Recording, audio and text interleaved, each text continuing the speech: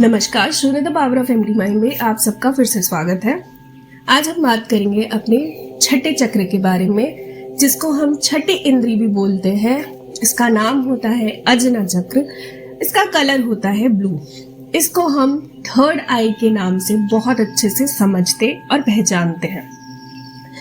ये बहुत खतरनाक टॉपिक है क्योंकि थर्ड आई से रिलेटेड इतने सारे मिसकंसेप्शंस मार्केट में हैं। अगर आप यूट्यूब चैनल पे जाके ढूंढेंगे ना, पता नहीं कितनी ही तरह की बातें वहाँ पे बोली जाती है, कही जाती है। मैं अपने 8 से 9 साल के एक्सपीरियंस से आज आपको वो सारी बातें बताने की कोशिश करूंगी जिससे आप थर्ड आई को थोड़े अच्छे से और समझ सकें। सबसे पहली बात, बहुत सारे लोग मुझसे ये बात पूछते हैं या मेरी जब कॉन्वर्सेशन होती है उनसे कि मैम मैं बहुत टाइम से मेडिटेशन कर रहा हूँ, मंत्र जाप करता हूँ, पर मुझे अभी तक अपने थर्ड आई पे कुछ दिखता नहीं, मैं सामने वाले का ऑरा नहीं देख पाता।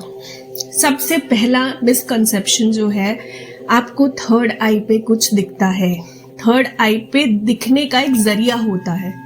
आपको थर्ड आई पे चीजें तभी दिखती हैं जब आपका क्राउन चक्र बैलेंस हो जाता है, आपको डाउनलोड्स फुल्ली समझ में आते हैं। थर्ड आई पे आपको सिर्फ और सिर्फ आपकी इंट्यूशन ही काम कराती है।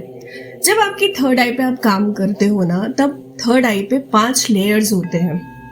ये 5 लेयर्स हमारे बॉडी के अंदर के जो तत्व है या फिर नीचे के जो 5 तत्व हैं, इनको बैलेंस करने के लिए बताया जाता है।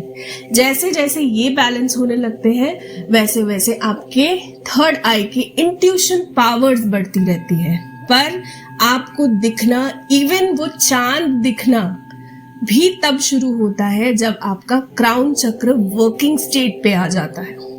ठीक है।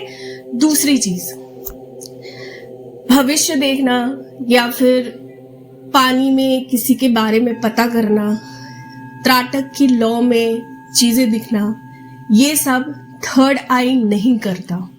थर्ड आई इस चीज को सिर्फ आपको ये करने के लिए ये एक्सरसाइजेस बताए जाते हैं ताकि आपका कंसंट्रेशन बढ़े, जो कि बहुत इंपॉर्टेंट है मेडिटेशन फील्ड में।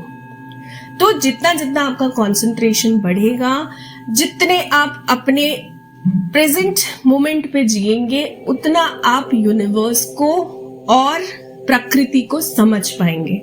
उसी समझ के लिए आपको कंसंट्रेशन करना सिखाया जाता है ताकि आप जो डाउनलोड्स आपके अंदर हो रहे हैं उस चीज को समझ सकें।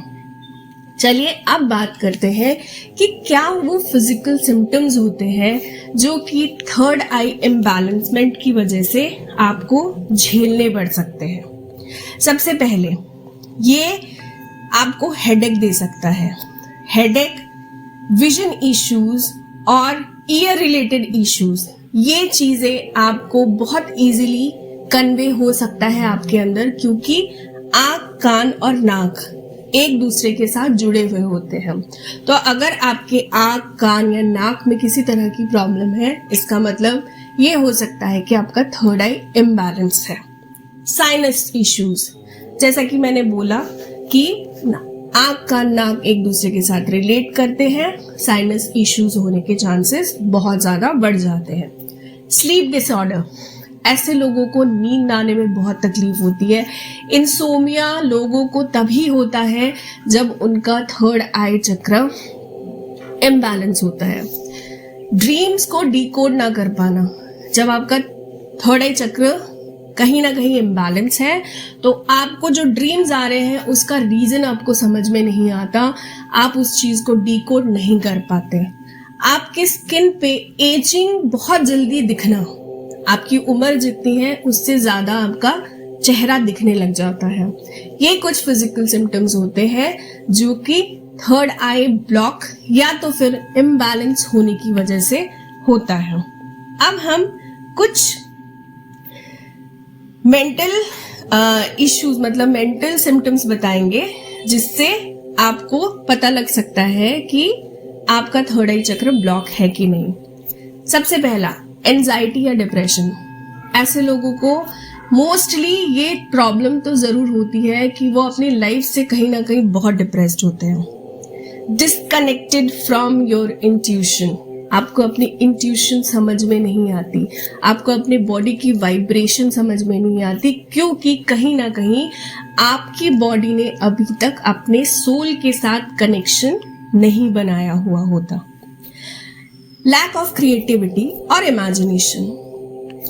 नॉर्मली हम अपनी जिंदगी में आज जो हम हैं ये हमने अपने पास्ट में मैनिफेस्ट किया होता है, मतलब सोचा होता है, समझा होता है, जाना होता है, या फिर अपने आप को हम उसी दायरे में रखकर सोचते हैं। ऐसे लोग कभी भी विजुअलाइज नहीं कर पाते प्रॉपरली कि इनको फ्यूचर में क्या चाहिए होता है।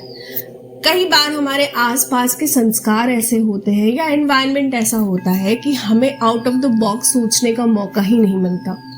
तो ये लोग अपनी जिंदगी को एक ऊंचे पड़ाव पे लेके जाने के बारे में सोच ही नहीं पाते, क्योंकि विजुअलाइजेशन इनके लिए बहुत मुश्किल होता है।